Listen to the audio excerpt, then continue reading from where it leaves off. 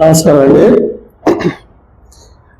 చిన్నప్పుడు మన స్కూల్లో మనకి డ్రామాలు వేసేవాళ్ళు. దాంట్లో అల్లూరి సీతారామరాజు చూడంగానే అక్కడ ఉన్నటువంటి పిల్లలు కానీ టీచర్లు కానీ అందరికీ ఒక ఇన్స్పిరేషన్గా మనకు ఫీల్ అయ్యేవాళ్ళం.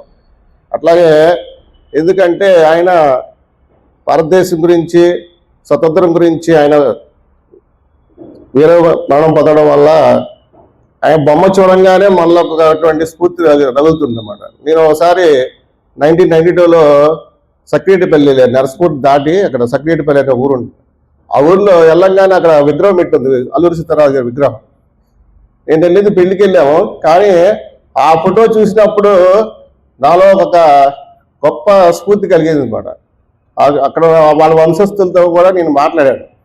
కాబట్టి అక్కడ వాళ్ళ ప్రేమ అభిమానం ఆ వాతావరణంలో నా పెరగడం వల్లే ఆయన అంత గొప్పవాడు అయ్యాడేమని నా అభిప్రాయం.